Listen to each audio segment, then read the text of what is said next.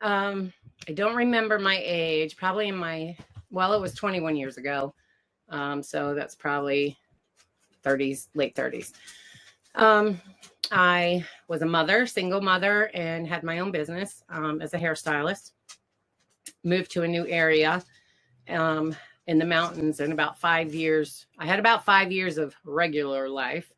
And of course, like everybody, I didn't make good decisions. I didn't make wise choices, and kind of had my life in the gutter, so to speak. And I was sick of it. I just couldn't fix anything. I couldn't do anything, right, and get everything calm and peaceful and happy. So I don't know what came over me. I was driving to work one morning and something just came out of me, and I just slammed my hand on the car wheel and I said, God, you get your butt down here and you fix my life now, or you take me home. And it was like, it wasn't in my brain. It was just a passion that came out of me. It was like, I was so like total surrender. I was so just fed up. So I had my little fit in the car and went to work, and totally forgot all about it, doing my happy little job. And then I went to the bank about lunchtime. And as I was driving, I see this vision, like a movie, unfold before my eyes of this white car crossing the line and hitting me head on. And I was trying to process, what was that? I was just trying to make sense as why do I have that vision? And I looked up and I saw the white car, and it was crossing the line, and I knew it was going to hit me. So right then I knew God heard my prayer. It was being answered. And honestly, I thought I was going to die and be taken home. For no other reason than just me being cocky and saying, you get your butt down here. I figured, like, you don't talk to God like that. So here comes your repercussion. Because that's the way the brain was trained at that time. But so the car crossed the white line, and before it hit, I felt this pressure come from the left side, tremendous pressure. And it drew my attention, and I looked up and I saw a humongous speeding light coming towards me. And I knew it was Archangel Michael. And Archangel Michael took my soul out of the body, and we went somewhere into like, I want to say like a wormhole, because it was in the universe, but the universe was dark. It wasn't like stars and planets, but I was following behind him in his trail of energy or air. And it was magnificently peaceful, beautiful. It was like I knew everything was good. And then I heard the cars crash behind me. And as I went to turn to look, Michael kept my gaze on him and said, all is good. And I felt okay. But then I realized my body was back in the car and I was here. And I thought, oh my God, my body's dead and I can't leave my son. So Michael then brought me back in time. My son was electrocuted at the age of 3, and he had come back to and said, Mommy, look at the light, look at the angels. And so Michael reminded me of that and said, he's been cared for ever since birth. He's fine. We've got him. Like he was protected and watched over. So I said, good, let's go. So I was ready. And then we traveled there for a bit in silence. And I noticed this other humongous, tremendous, indescribable light beaming in the right side. We were over here in the right side, upward. And Michael veered and started to go into that light. And next thing I knew, we went into the light. It exploded everything into like the brightest light you can't even describe. And then I found myself standing in, it wasn't a room, but it felt like a room as we would describe it. It was a space, and it was empty. There was nothing in it, no decoration, no color, no nothing. So Archangel Michael was here. I was here, and Gabriel was next to me. And there was this entryway in front of me. And the entryway kind of was like, it wasn't solid. It was like hovering or like holographic. It was just there. It wasn't attached to anything. And it was really dark in there. And Michael, and everything over there is telepathic. You don't use words. Everything's kind of like feeling. It goes through you. So you know what everybody's thinking and saying without actually hearing. So Michael or Gabriel must have told me they were sending me back to Earth. And I apparently didn't like that because I put my hand on my hip and had a fit. And I told them, you can't do that. You can't bring us here and then send us back to that. That's just wrong. It's not right. So I was doing this little argumentative session. And all of a sudden, it's like you see the entryway. It's like an open entryway, but it had a like a trail that led to far, far, far away. And I could hear this tremendous sound coming from that trail. And I had no clue what it was, but I could hear this sound, and it got louder and louder as it got closer to the entryway. And then I understood it sounds like water. It's like rushing water. And then I kind of had this remote viewing to where I could see in it. And I see this wave of water coming down the pathway. And as it's waving, it's transforming and getting into like more of a materialized form.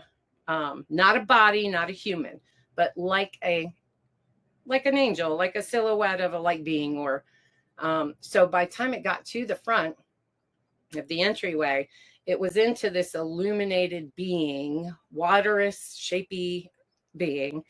And I immediately knew it was creator, source of all.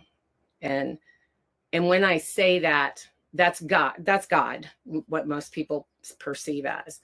But when I say source, creator of all, this being was the first of all ever. And it had everybody and every living thing as it.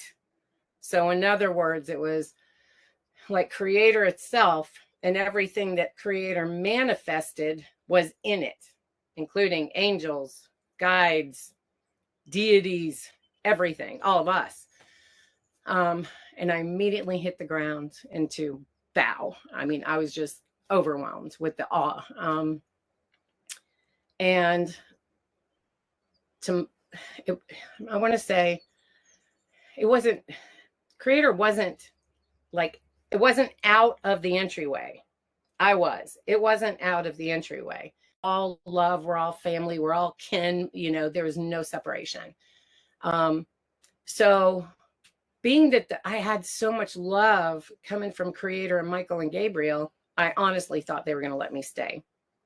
And creator kind of came towards me, and I thought, oh, good, they're going to let me stay. I'm going to get a hug, That's not what happened. The closer creator came to me, I just, bam, exploded light, flew backwards, and found myself back in the car. Now, when I got back in the car, in my body, the whole car was white. And I thought maybe I was still in heaven, because that's the way it looked over there. It had this whitish haze. So honestly, I literally rolled down the mirror, and I'm going, am I alive? Am I here? Am I spirit? What am I? I couldn't get the brains to grasp. But I felt Michael was still there, waiting, trying, helping me, trying to grasp what happened, where I am. And then I realized that I was back in body when a friend stopped to help me out of the car. After that, probably the next day, I noticed I was totally different, completely different. And I walked around saying, God did take me home, and he did fix my life. And I don't want to say he anymore, because I've totally gone past that. Creator fixed my life, and creator did take me home. And life was never the same afterwards at all, and neither was I. So be careful what you pray for. You will get it. Might not be the way you think you'll get it, but honestly, the story sounds, like I've had people say, gosh, I don't want to have to go through that to know my soul, to know the afterlife. But you really don't go through anything, because I felt no pain. I was not in body. I was taken out of body before the crash even happened. So that is a message for humanity at large, that when people go through traumatic events, you always have a spirit guide helping you in this life, because it's a hard life.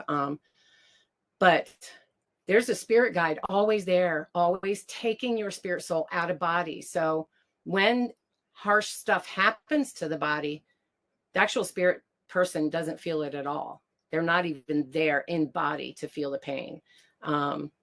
So that was a massive message that I returned with. And the other is all are equal, because we spend so much time dividing ourselves from people and others, and it's useless, because we're all equal. This is a short little time here, compared to the rest of our existence, that the focus of all are equal just outweighs we're divided, we're separate, we're different. That's just not a consciousness that exists anywhere outside of here, and it's temporary. And that, well, the other aspect to that is, when I came back, I felt like a 5-year-old child. I had the purest, innocent little heart. I saw nothing wrong. Everything was beautiful, magical, just like a kid sees life. I was happy. There were no problems. Nothing was broken, damaged, or harmful. It was just a total child mind. And I can't remember how long I had that. Probably, I want to say like 6 to 8 months. But my clients and friends kept saying, Jennifer, you're a business owner and you're kind of loopy. Maybe you should do something to try and get a little more adult coming in. Unfortunately, peer pressure, I listened. And I went to a Reiki master who was a friend of mine. And she merged my aura back in with body. And the minute she did that, I felt every ounce of pain. I had every ounce of suffering mentality. I got everything is horrible ideas back. I got the whole adult brain back. And I asked her, I actually didn't ask her. I told her, I said, take it out, put it back the way it was, because I wanted the child heart back. I did not want this adult, pain, suffering mind. And the body was loaded with pain. And she said she couldn't do that. So intuitively, I knew it needed to happen that way. So I just dealt with it. I just went on. It was not easy, but you can't do what I'm doing now and what I've done for the past 20 years as a 5-year-old child. I have to be, an adult. So it's an ascension of the adult to go back to that child heart. After that, I came back very shamanic, massive extrasensory abilities. And I used them. I had a radio show. I was, teaching hands-on healing, doing remote quantum healing globally. I was really into it. But a lot of factors came in. And one was that the extrasensory abilities that I came back with actually scared people. And my brain said, I don't want to scare people, so I'm not going to do it. So I stopped offering the extrasensory abilities. I started noticing people weren't ready for the information that I came back with. So I was judging that they weren't ready. And of course, I went through the gamut of being called names and persecuted and condemned and all that stuff. So that made me back off. So eventually, after 20 years, through 20 years, I ended up removing myself from that soul purpose, that soul mission that I came back with. I still did it privately and individually within my circle with my friends and clients, but I did not do it publicly. I did not do it globally or anything, which is what brought my second near-death out-of-body experience. So that's it for the first one. Okay, the second one is really, really in-depth and detail. So I'm gonna shorten that one. I had known, I was clearly aware that I gave up my vision, my soul purpose, my abilities. I gave up everything that I came back with on the first near-death experience. I was clearly aware that that was something I was not supposed to do. But I kept pushing it aside, you know. I was not going to connect with that again. I felt in January, I felt something coming. I felt there were two things. I was receiving massive downloads of information from the afterlife at speeds I literally could not even handle. It was so much. And I spoke the words and I said, this is too much. I cannot handle this anymore. And I knew right then that those words echoed and everybody on the other side heard it. So I knew that there was something working through me and change was coming. I was also led to prepare for a disaster, a major disaster. So I held community groups to teach people about the preparation and get in the mindset of what we should be when a disaster happens. That was January, and that lasted until April. And here's the other interesting thing. So my first near-death out-of-body experience happened on May 14th, 2005. My second near-death experience happened on May 14th, 2024. So they both happened on May 14th. So May 14th comes around, and I'll fast forward. I was outside holding an electrical rod and light in an extremely strong lightning storm. There was lightning crashing everywhere. Lightning did not hit me, but it hit around me and sent my body into shock. I received the electrical, it hit my nervous system. So I went inside, shaking, in shock, sat on the couch, did breathing, tried to calm myself down. And I knew right then, I said, oh my gosh, they're going to take me again. It was the next night that another bolt of lightning hit nearby. It was like this was the lightning event.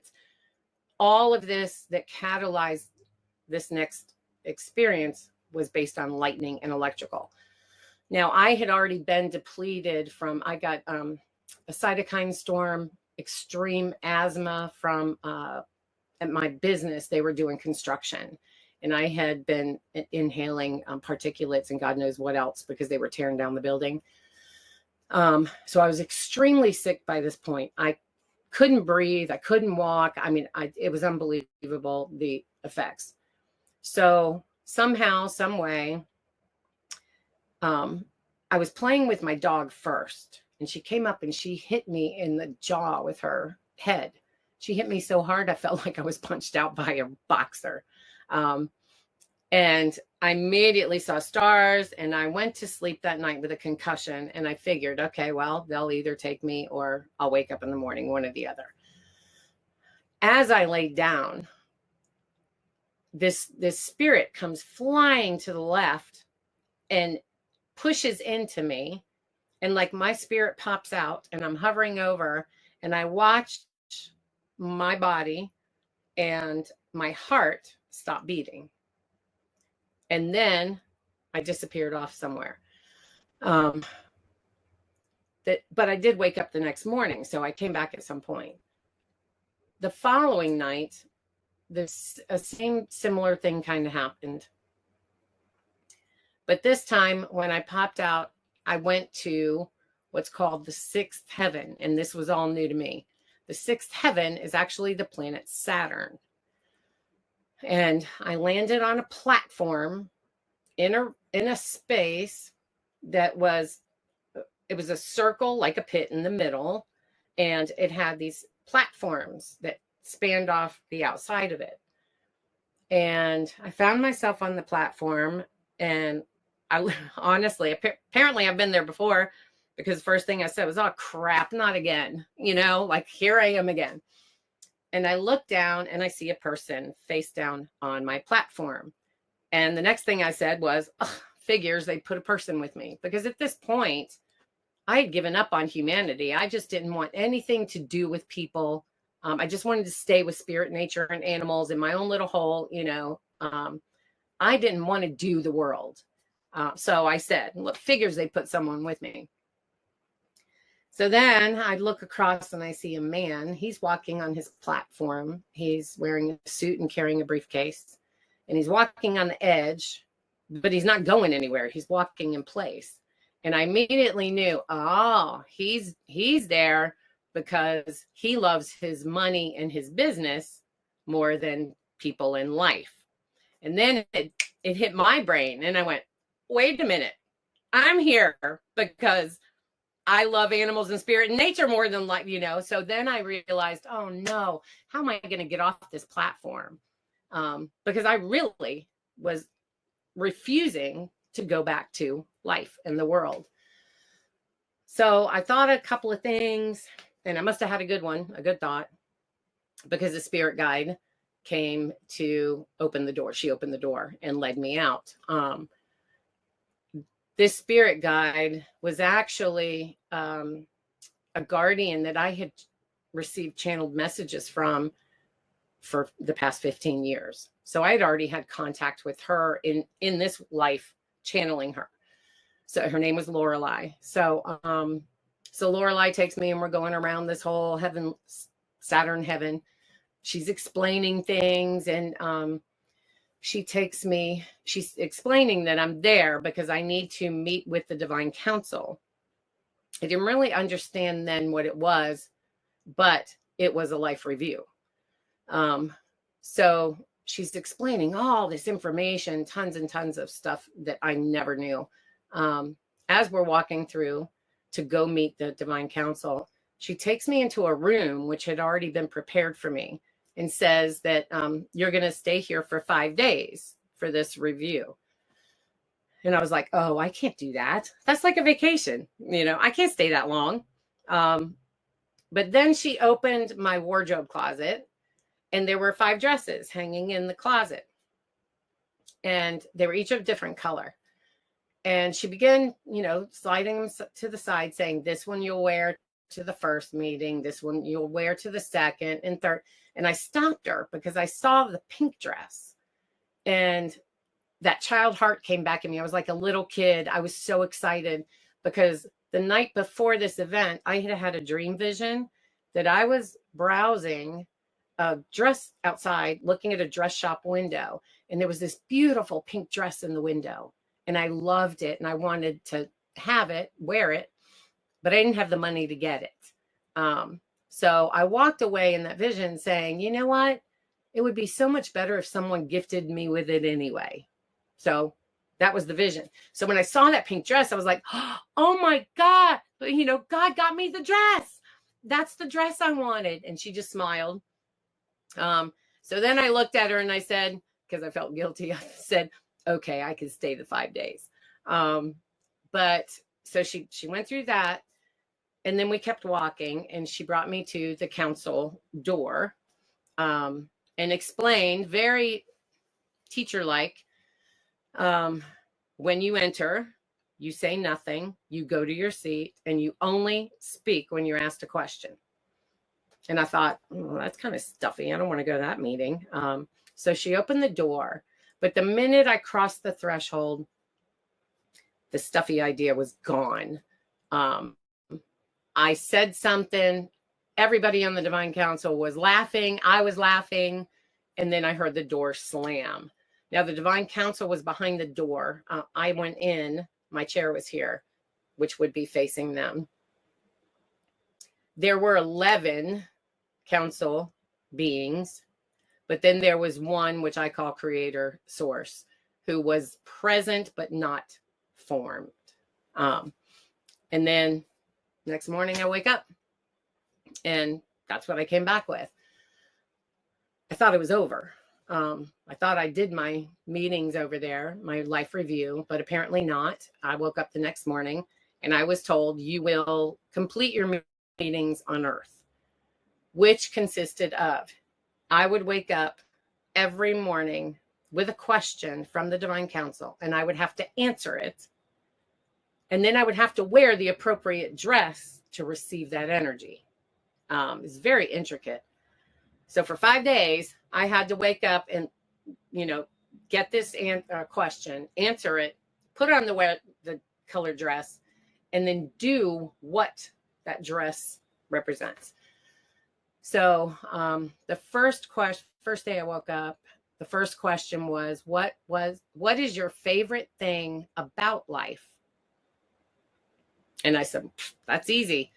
Seeing the awe of spirit. I love seeing spirit in events and in life things.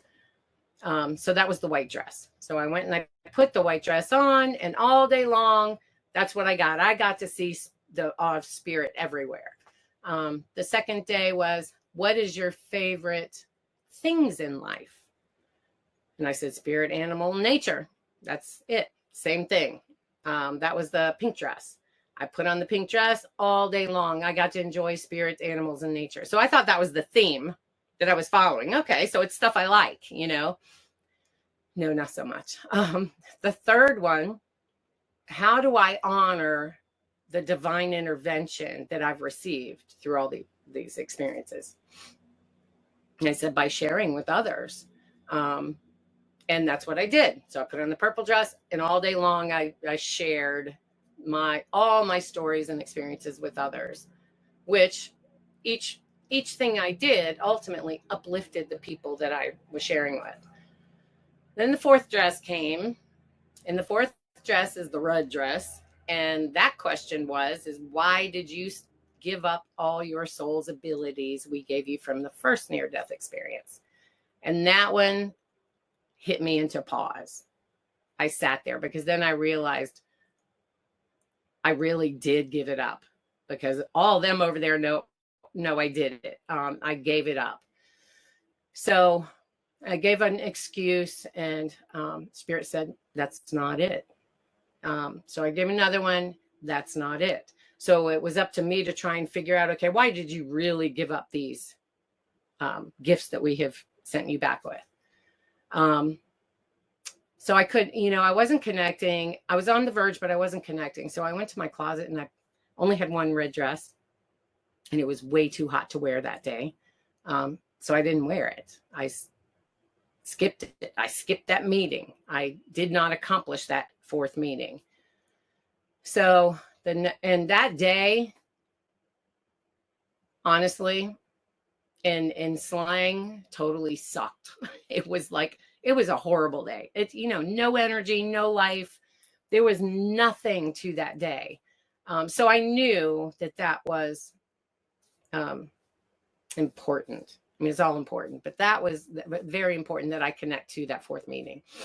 And then day 5 comes. And day 5 which was so just mind-blowing. What do you think Spirit's favorite thing about life is? And I was dumbfounded. I was like, I have no clue. I don't know. And Spirit said, love and relationships. And I was kind of shocked, because I'm thinking about, all the bad things people do and the mean things they say. How can you love and relationships when people hurt each other all the time? But then I thought, I'll be shown.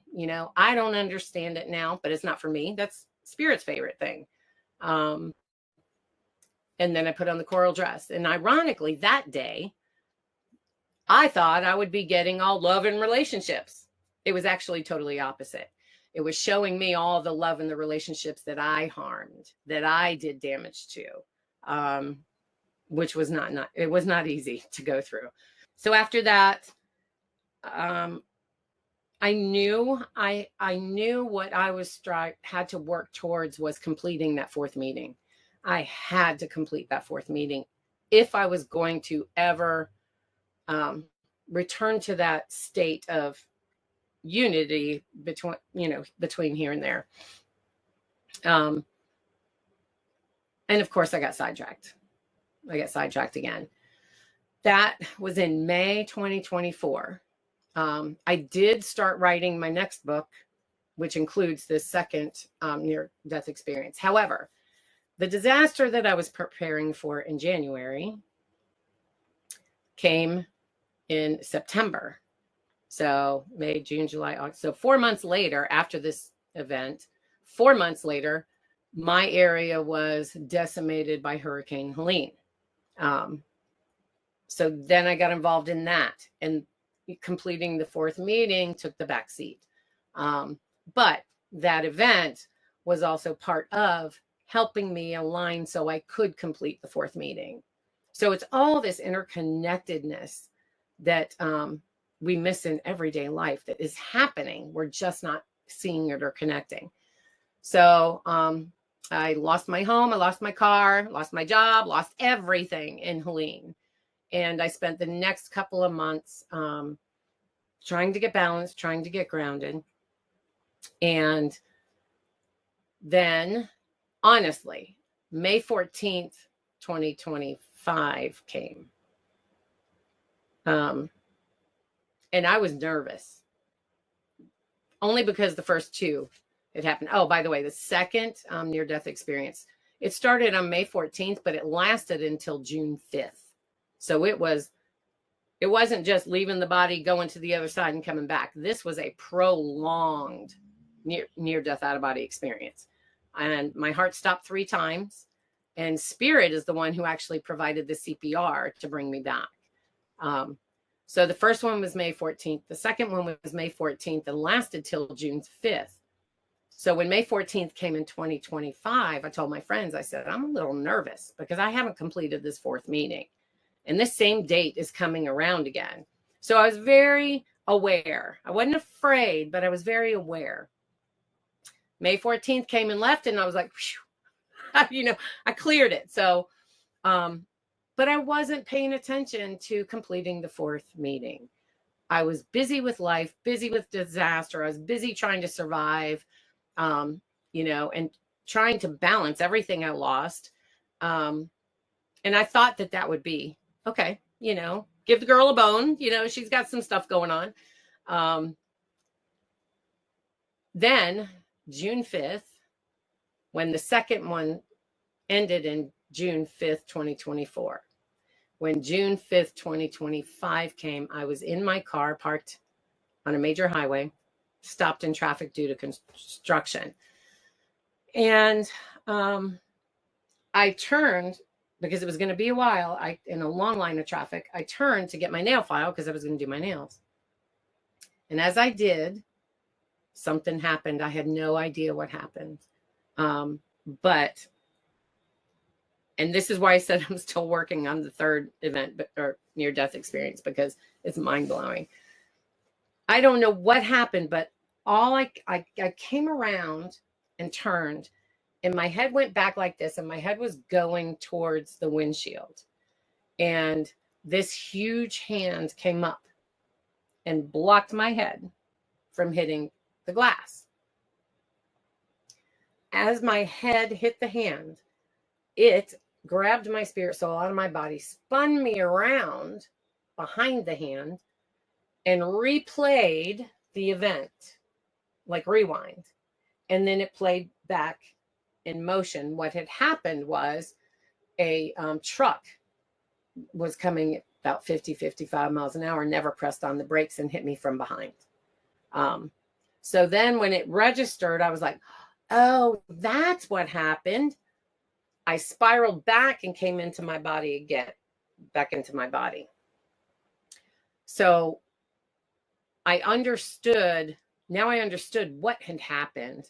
And there's a whole bunch of just intricate little details that go with this. But I think it's 2 days before this happened. I walk outside and I see 2 huge handprints on my car's hood on the driver's side. And I took pictures of them. So I see these 2 handprints, humongous. And I immediately thought they were alien, otherworldly, because they were so big. And I showed all my friends. I'm like, what does this look like? All of them said it looks like aliens. So that's the handprint. That's the hand that came up and protected my head in the car accident. So that's why I said I'm still processing this, because I'm still trying to understand how otherworldly beings are connected with me in this event, or what my connection is with them. That's what I'm trying to figure out, but or not figure out, but just embody, understand. So anyway, the handprint that was on my car is the hand that came up and protected me. And of course I was grateful, but there was so much more to it. And that's pretty much the gist of that story. There's a lot of details that go with it. And the next book that I'm getting ready to publish gets a second and third one in. It gets all of them in there, but it's more detailed on the second and third, because like I said, the third I'm still processing. The third I'm trying to understand, because the first near-death experience represented the past, where we came from, the heavens. The second one represented the present, which is the present state of being that I was in at that time. And this third one is the future. So all 3 events represent past, present, and future. So I'm still trying to figure out, okay, so how does an alien being protecting us have to do with the future? I'm getting a lot of information on it, but I can't speak and feel solid until it totally makes sense in my brain. So I'm still working on that. But that is a past, present, and future reflection of, and they're all interconnected. They're all interconnected to the next. So that's pretty much the gist of it. And I am coming, I do have a Substack right. And what I'm doing now is I'm taking all the things that were told to me by creator, source, and the guides. And I'm doing like a little bullet checklist, just so people can see these are the most important things that were said when I was over there. So I will post that, and that'll help people. I don't want people to look at the experience as much as I need them to look at what was said when I was on the other side, because that's what's important. What I say here isn't, because it's temporary, but what I was told and shown over there, that's most important. That's what we need to apply to life in order to live, peacefully and happily and together. So I will be putting that out, which will help, everybody experiences it. They see their experiences as trauma and upset and injury and harm. The only thing that makes what I experience extraordinary is that I refuse to look at it that way. I know where it's coming from. I know it's coming from the heavens. I know we're protected. So that's what makes anything I, experience or say extraordinary, is because I don't take the human defining emotions as the experience. I take the magic, the mystery, and the awe that comes from the experience. So I don't see it as extraordinary, because everybody experiences it. I just do it differently. Life Review is the second near-death experience, or the one when I came back with the 5 days.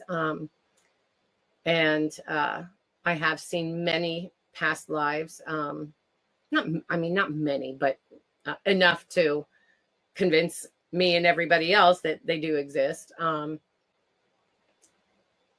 always seeing visions.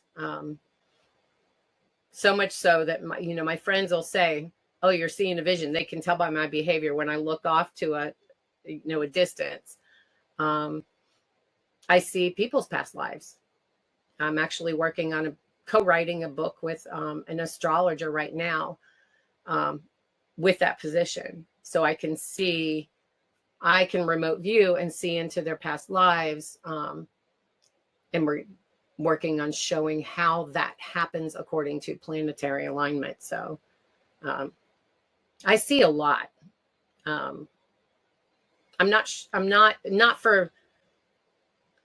I see a lot when I need to see a lot, when I need to work with someone. I don't just walk around and see everybody's business. I see it when a person is in need. The first time, like I said, a child, I was in pure bliss, pure perfection. The second time, I was so worn down. I was exhausted. I was so sick. But by the time that event got done by June 5th, and I woke up the following morning, I did start feeling the body rejuvenating, and I started feeling better. But it was very dense in the second one, very heavy.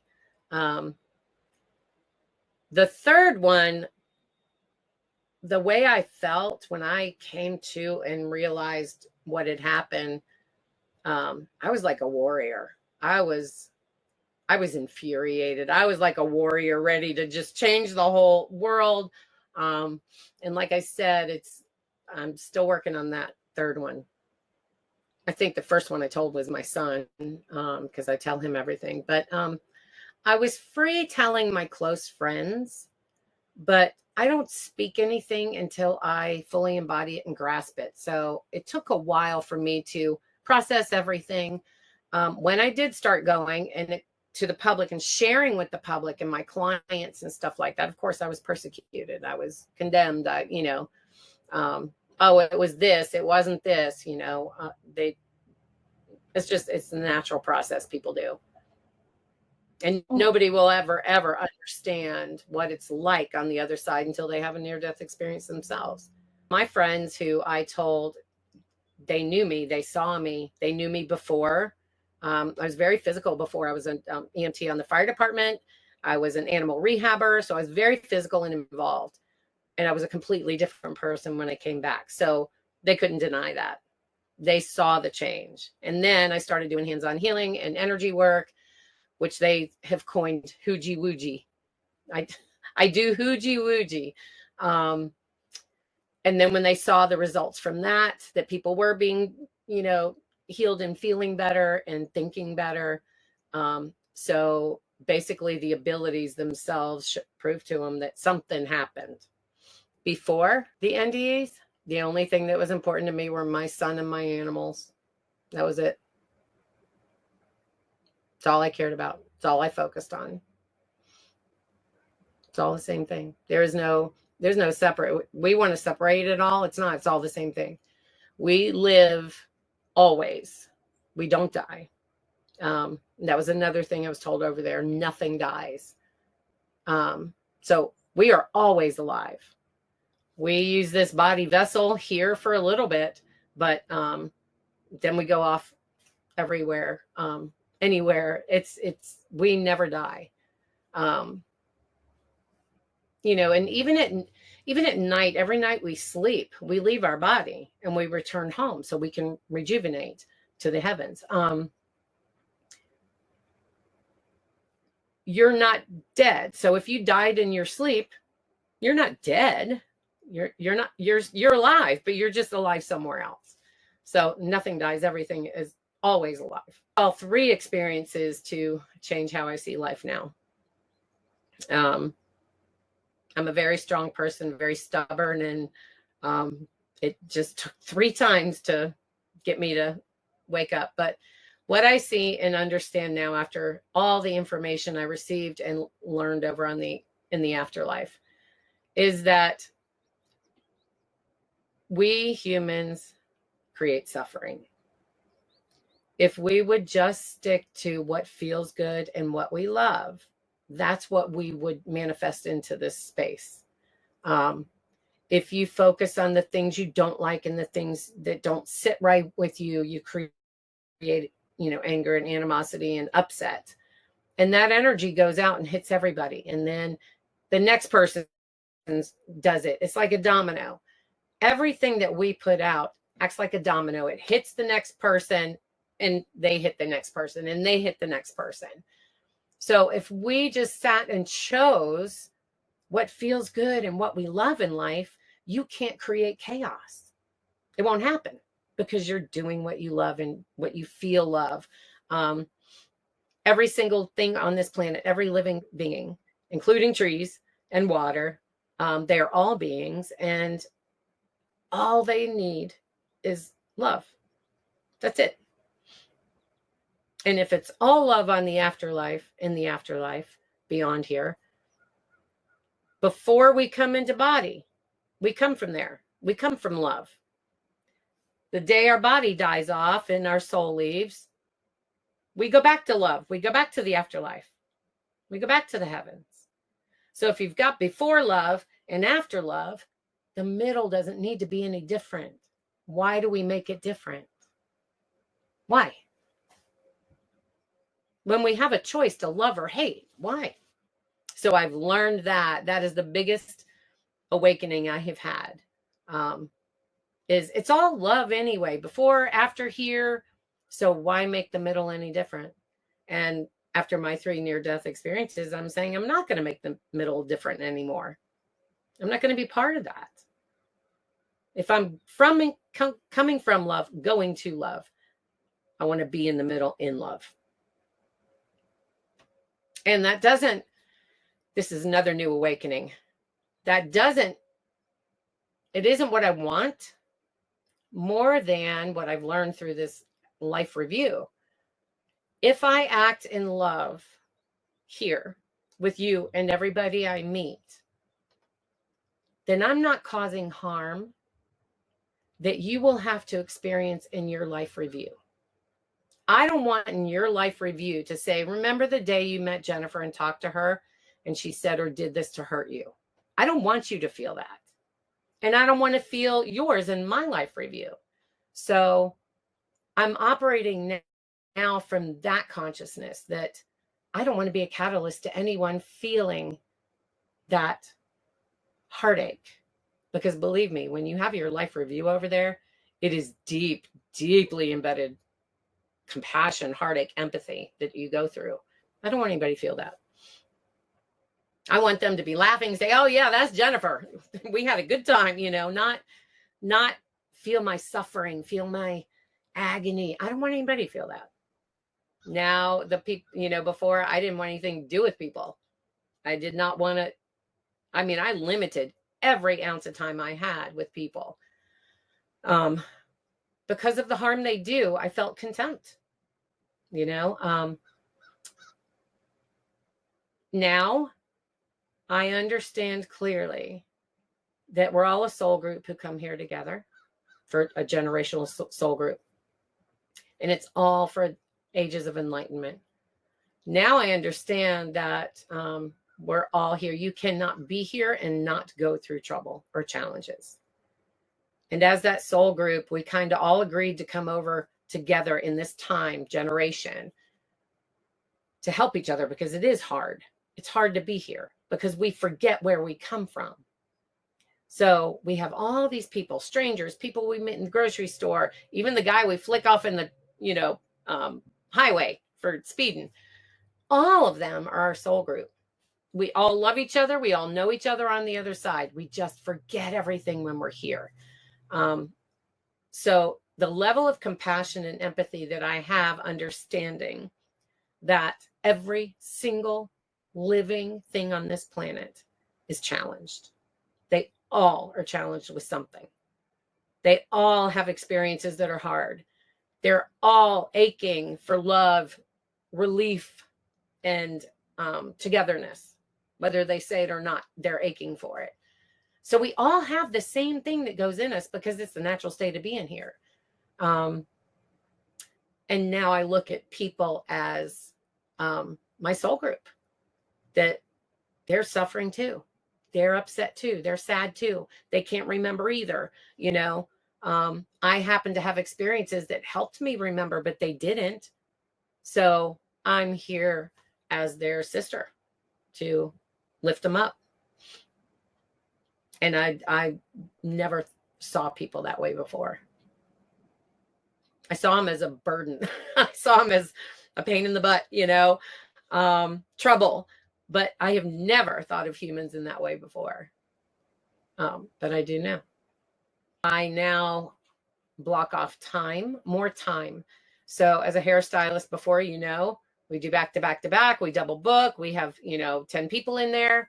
All that went out the window. When I book a client, they have a whole hour. They're the only one in my salon. They're the only one. They get my full attention. They come in for a haircut. Maybe they'll get hands-on energy work. Maybe they just need to talk for 30 minutes.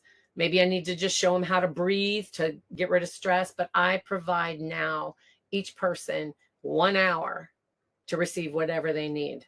Sometimes they just want a haircut and they go. That's fine. But at least I provide the time now. So we can connect, so we can help each other. Let me just take a moment and see if it's something Spirit wants me to tell people.